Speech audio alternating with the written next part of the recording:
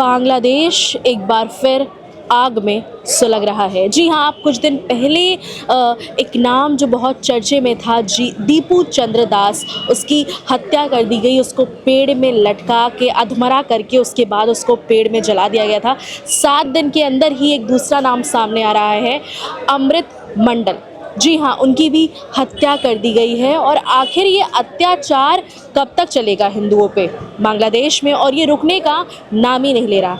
आइए, हम इस वक्त मौजूद हैं राजधानी लखनऊ में और लोगों से जानेंगे कि ये जो बांग्लादेश में हो रहा है ये क्यों हो रहा है और कब तक चलेगा और इसका क्या समाधान है। मेरा नाम डॉक्टर आनंद प्रकाश सिंह है। कहाँ के रहने वाले हैं? मैं गाजियाबाद के रहने वाले।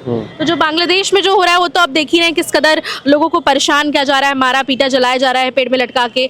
और 7 दिन के अंदर एक और लड़के को मार दिया गया, अमृत मंडल। और लगातार वहाँ पे जो लोकल्स हैं, वो जो हिंदू लोकल्स हैं, उनको तो और मारा ही जा रहा है।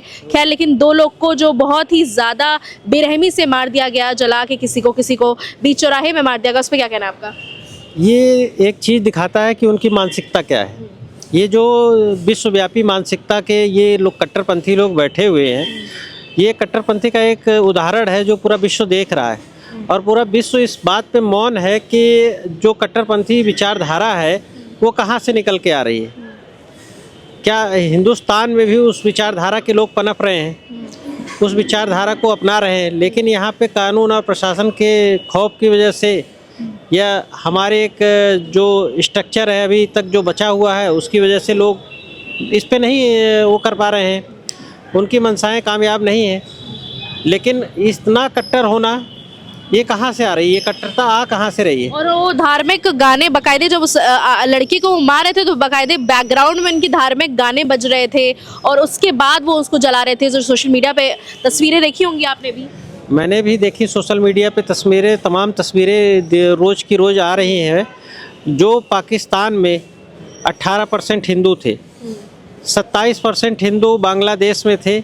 आज बांग्लादेश में जो वहाँ का डाटा कह रहा है कि 7.3% हिंदू वहाँ पे बचे हुए हैं। पाकिस्तान के अंदर 1.8% हिंदू हैं।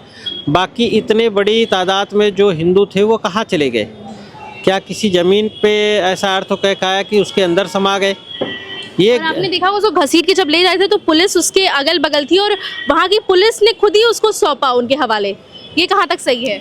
पुलिस भी तो उसी मानसिकता से, पुलिस तो उसी विचारधारा से आ रही है ना। पुलिस भी तो कोई ऐसा नहीं है कि उस विचारधारा से अलग है। पुलिस में ज्वाइन करने का मतलब ये थोड़ी हुआ कि वो उस विचारधारा को छोड़ दिया है पुलिस ने। जो लोग हैं पुलिस में बैठे हों चाहे वहाँ की आर्मी में बैठे हैं, वो भी तो उसी विचारधारा को फॉलो कर रहे हैं। सबसे मेन मुद्दा है कि ये जो विचारधारा है, इस विचारधारा को उन्होंने अपनाया ही नहीं। आज लोग हिंदू और मुसलमान की बात करते हैं। मैं कहता हूँ कि जब हजरत और हुसैन को मारा गया, हुसैन को मारा, चाहे अली को मारा, चाहे हसन को मारा, वहाँ उनको किसने मारा? किसी क्या हिंदू ने मारा? क्या वहाँ पे बीजेपी था? क्या वहाँ आरएसएस थी? इन्हीं लोगों ने मारा नहीं, इन्हीं कट्टरपंथी सोच ने मारा। तो आज कहीं न कहीं इस्लाम को सबसे बड़ा खतरा जो है इस तरह की कट्टरपंथी। किसी के भी धर्म में ये पढ़ाया जाता है कि लोगों को ऐसे मारो, ऐसे जलील करो? सबसे बड़ी बात है कि आज जो इस्लाम है ना, वो मोहम्मद साहब के रास्ते पे है ही नहीं। मोहम्मद साहब की जो सीख थी उस रास्ते से एकदम अलग होके ये काम कर रहे हैं। और ये कट्टरपंथी सोच है। जिस खलीफा ने हसन और हुसैन को बैटल ऑफ करबला में मारा, उस और हसन और हुसैन की शहादत के बाद सारा इस्लाम उसके पीछे चला गया। लेकिन जब गाज़ा फ़लस्तीन में ये सब होता है तो लोग कैंडल मार्च करने निकल जाते हैं, लेकिन भारत में लोग चुप एकदम है, एकदम किसी के मुंह से एक लफ्ज़ नहीं निकल रहा है। ऐसा क्यों? नहीं, गाज़ा और फ़िलिस्तीन में तो ये लोग अपनी राजनीतिक रोटियां सेक रहे हैं ना। गाज़ा और फ़िलिस्तीन के मासूम लोगों को भड़का के वहाँ पे कट्टरपंथी सोच को ये जन्म दे के और उस विचारधारा को ये मरवाने पे लगे हुए हैं। और उसके आड़ में ये अपनी राजनीतिक रोटियां सेक रहे हैं पूरे विश्व में। चाहे वो पाकिस्तान हो, चाहे वो बांग्लादेश हो, चाहे भारत में इस तरह की सोच के लोग जो बैठे हैं, इस तरह के लोगों की भी जो विचारधाराएं हैं वो हर जगह से दिख रही हैं। चाहे वो और योगी आदित्यनाथ जी ने अब ये भी कह दिया है कि अभी तक तो वो सर्च ऑपरेशन लगातार किए, जैसे ऑपरेशन टॉर्च ये सब कर रहे थे लगातार अभियान, पुलिस भी यूपी की बहुत सख्त हो गई है, लेकिन अब वो एकदम से बहुत ज़्यादा ही सख्त हो गए हैं, बुलडोजर चलाने का प्रक्रिया वो स्टार्ट करने वाले हैं। इस पर क्या कहना चाहेंगे आप? नहीं, बुलडोजर जो चल बांग्लादेश अवैध जो रह रहे हैं यहाँ पे, नहीं, बिल्कुल होना चाहिए। हमारे देश में किसी भी प्रकार के जो अवैध घुसपैठिए यहाँ पे रह रहे हैं उनका क्या अधिकार है, वो किस अधिकार से, किस यहाँ पे जो संविधान में उन पे उनका क्या अधिकार है। जब उनका संविधान है ही नहीं, ये देश उनका नहीं है, तो ये संविधान उनका नहीं है, यहाँ का चाहे कोई भाईचारा उनका नहीं है, तो किस आधार पे यहाँ पे रहें, हम उनको किस आधार पे रखें? तो ये प्रक्रिया सही है कि नहीं? बिल्कुल सही है। सरकार के इस निर्णय का स्वागत करना चाहिए, चाहे पक्ष हो चाहे विपक्ष हो, जितने भी सरकार के पक्ष की या सरकार के विपक्ष की जितनी भी राजनीतिक पार्टियां हैं, एक बार राजनीति से ऊपर उठ के इस देश के लिए देखें कि जो देश है, जो इस देश की संकल्पना हुई, जिसको बाबा भीमराव अम्बेडकर ने इस देश को एक स्वरूप में बांधा, और चाहे देश के तमाम जितने भी राजनेता थे, चाहे वो इंदिरा गांधी जी रही हो, चाहे पंडित जवाहरलाल नेहरू रहे हो, चाहे कोई भी रहा हो, उन्होंने देश को बांधने का काम किया, चाहे अटल बिहारी वाजपेयी जी हो, चाहे। क्या आपको लगता है कि यहाँ पे धर्मवाद होता है? योगी जी धर्मवाद करते हैं? ये धर्मवाद से ऊपर हमें एक देशवाद की तरफ बढ़ना चाहिए। हम कब तक एक ही चश्मे से पूरे समाज को देखेंगे, देश को देखेंगे? राष्ट्र से ऊपर कुछ भी नहीं है। लेकिन लोग तो कहते हैं कि योगी जी धर्मवाद करते हैं। नहीं, धर्मवाद मैं ये कह रहा हूँ कि अगर बांग्लादेश के ऊपर कार्रवाई हो तो वहाँ कैसे धर्मवाद है? मैं ये पूछना चाहता हूँ कि अगर बांग्लादेशियों पे कार्रवाई हो और रोहिंग्याओं पे अगर कार्रवाई होती है तो ये कहाँ से धर्मवाद है? क्या किसी भारतीय मुसलमान को या किसी भारतीय ईसाई को या भारतीय सिख को या भारतीय हिंदू को परेशान किया जा रहा है? अगर भारतीय है वो, और अगर उसके ऊपर कोई कार्रवाई नहीं हो रही है, और अगर कोई बांग्लादेशी के ऊपर कार्रवाई हो रही है, तो किस देश के विपक्ष को क्यों इतना दर्द है? क्या राहुल गांधी जी जो इस विपक्ष के बड़े नेता हैं आज के समय में, क्या वो अपने इंदिरा गांधी जी के इस बलिदान को भूल गए? क्या इंदिरा गांधी जी ने जो बांग्लादेश पे कार्रवाई करके बांग्लादेश को एक अलग राज्य देश बनाया, और उस 71 की जंग को भूल गए? जब बड़े कदम उठाए इंदिरा गांधी जी ने, उस समय विपक्ष ने उन्हें दुर्गा कहा। इसी धरती से जो एक लोकसभा में पहुंचे हमारे माननीय अटल बिहारी वाजपेयी जी ने उन्हें सन 1972 में दुर्गा की उपाधि दी। तो जो उस समय दिखता था कि पक्ष विपक्ष ठीक है, हमारी विचारधाराएं अलग हो सकती हैं, वैचारिक रूप से अलग बातें कर सकते हैं।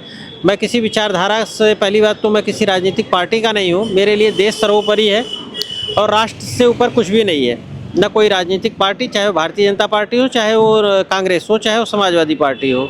और जो भी हुआ वो मतलब एक नहीं होना चाहिए, यही हम लोग कह सकते हैं। बाकी उसको वहाँ पे लोगों को सुधारने की ज़रूरत है, और ऐसा मतलब करने से यहाँ पे भी मतलब एक दूसरे के प्रति जो गंदी भावनाएं हैं लोगों के मन में आ सकती हैं, उससे यहाँ पे भी दुष्प्रभाव उसका हो सकता है। और अभी दूसरी भी मौत हो गई है वहाँ पे अमृत मंडल की। जी बिल्कुल, जी बिल्कुल। तो यही सब चीज़ें जो अब वो एक तरीके जब डेवलप करना पड़ेगा, अपने आप को अपडेट करना पड़ेगा और अपने आप को अपग्रेड करना पड़ेगा, वो मानसिकताएं निकालनी पड़ेंगी। लेकिन इतनी ज़्यादा इंसानियत क्यों मर गई उनके अंदर? ऐसा क्या करने पे उनको, कौन करने पे इतना मजबूत कर दिया कि उनकी जो धार्मिक जो उनके ग्रंथ है, कुरान में ऐसा लिखा है क्या कि ये करिए आप? कुरान में तो नहीं लिखा होगा आई थिंक, क्योंकि हम लोग जो हिंदू जो रिलीजन है वो सभी रिलीजनों को मानता है। ऐसा नहीं है कि वो कुरान को नहीं मानता या किसी बाइबल को नहीं मानता। बशर्ते उनको ऐसा नहीं करना चाहिए, जैसा कि दूसरे कंट्रीज से उनको सीखना चाहिए या हिंदुस्तान से सीखना चाहिए कि हम लोग भी हैं, एक दूसरे के साथ भाईचारे से रह रहे हैं। ऐसा कहीं कुछ कभी कोई शिकायत नहीं आती है। कभी कुछ अनबन हो भी गई तो ये ब्रूटल लेवल तक नहीं जाते हैं हम लोग। तो आपकी क्या राय है? यहाँ पे कुछ लोगों का कहना है कि यहाँ पे जो मुस्लिम्स हैं उन लोगों को परेशान किया जाता है, टॉर्चर किया जाता है। ऐसा कतई नहीं है। ऐसा होता तो बांग्लादेश वाले केस यहाँ पे भी होते जी। ऐसा नहीं है कतई। और आपको क्या लगता है कि योगी आदित्यनाथ जो ये घुसपैठियों बांग्लादेशी रोहिंग्यों को निकाल रहे हैं, ये जो कर रहे हैं, ये ऑपरेशन जो चला रहे हैं लगातार, और इस पे यूपी की पुलिस भी बहुत ज़्यादा सख्त है, ये क्या सही है? ये बिल्कुल सही है, बिल्कुल सही है। अगर आप गलत है, आप 2 आधार कार्ड रखा हुआ है, आप 2 जगह वोट कर रहे हैं, तो ये बिल्कुल गलत है। आप वन नेशन वन वोट और वन सब कुछ होना चाहिए, ये हालांकि बिल्कुल गलत है। और इसी से हो सकता है इसी का इम्पैक्ट हो, उनको लग रहा है कि यहाँ पे गलत हो रहा है ऐसा, तो ऐसा कुछ नहीं है। ये बिल्कुल सही डिसीजन है माननीय योगी जी का, और यूपी में जो हो रहा है वो बिल्कुल सही हो रहा है। यहाँ तो एक प्रोसेस के साथ हो रहा है, वहाँ तो डायरेक्ट जला ही दिया जा रहा है लोगों को। तो मैम उसके लिए क्या कर सकते हैं हम लोग? जो भी वहाँ पर हिंदुओं के साथ हो रहा है वो बहुत ही गलत हो रहा है। ऐसा किसी भी देश में नहीं होना चाहिए। जैसे हमारा जो देश है भारत, उसमें सभी धर्मों के लोग बड़े प्यार से, आराम से, अच्छे से रहते हैं। इसी तरीके से हम लोग चाहते हैं कि हमारे यहाँ के जो भी हों, चाहे वो हिंदू हो या मुस्लिम हो, अगर कोई भी किसी भी कंट्री में बाहर का रह रहा है और वो उस जगह का अगर सिटीज़न है तो उसको वही हक मिलना चाहिए जो किसी उस देश के रहने वाले को, उस धर्म के रहने वाले को मिलता है। और बांग्लादेश की कानून व्यवस्था इतनी खस्ता है, क्योंकि आपने देखा होगा सोशल मीडिया पे जो वीडियो वायरल हो रहा है उसमें पुलिस थाने से ही उसको घसीट के लाया गया था। जी, ये चीज़ मैंने देखी। ये जो दीपू शख्स जिसकी आप बात कर रही हैं, ये बेचारे ने अपनी जान बचाते हुए जहाँ काम करता था, इसके जो कलीग्स थे ये वही उसके पीछे उसको मारने के लिए दौड़े। वो पहले जाकर के सिक्योरिटी रूम में जाके छुप गया, वहाँ के लोगों ने मदद नहीं करी और फैक्ट्री से उसको बाहर निकाल दिया, उन लोगों को सौंप दिया। फिर वो फिर पुलिस भी आ गई, लेकिन पुलिस का कोई फ़र्क ही नहीं है, कोई डर ही नहीं है। वहाँ पर पुलिस के सामने उसको लेकर गए और बेचारे को जिंदा जला दिया। उसकी एक छोटी बेटी है। ये तो बहुत ही गलत हुआ। और वहाँ पे हिंदुओं को इस तरह से टॉर्चर किया जा रहा है, जिस पेड़ की, जिससे वो बरगद की पेड़ की पूजा करते थे, तो उसको भी वो काट रहे हैं। वहाँ पे मासूमों के बाल काटे जा रहे हैं, जैसे कि सोशल मीडिया पे तस्वीरें जो वायरल हो रही है लगातार, उसको देखकर क्या कहना चाहेंगे आप? मैं बस यही कहना चाहूँगा कि मोदी जी को इस चीज़ का संज्ञान लेना चाहिए। और ऐसा तो नहीं है कि वहाँ के जो प्रधानमंत्री हैं उनसे बात करनी चाहिए और उनको कहना चाहिए कि अगर हम आपके बांग्लादेशियों को यहाँ 9-9, 10-10 करोड़ में जो हम IPL में शामिल कर रहे हैं, एक तरफ हम इतना अच्छा मैसेज देते हैं और दूसरी तरफ आप वहाँ पे हमारे जो हिंदू लोग हैं उनके ऊपर इतना अत्याचार हो रहा है, जबकि वो आप ही का ही, वहीं का ही सिटीजन है। तो ऐसा हो रहा है, ये आपस में बात करनी चाहिए। योगी आदित्यनाथ जी के भी आदेश है, इसके बाद जो हिंसा भड़की उसके बाद उनके भी सख्त आदेश हो चुके हैं, मतलब कड़े आदेश उन्होंने जारी कर दिए हैं कि मतलब बुलडोजर की प्रक्रिया वो स्टार्ट करने वाले हैं, लोगों को डिटेंशन सेंटर में डालेंगे, फिर उनको यहाँ से डिपोर्ट कर देंगे।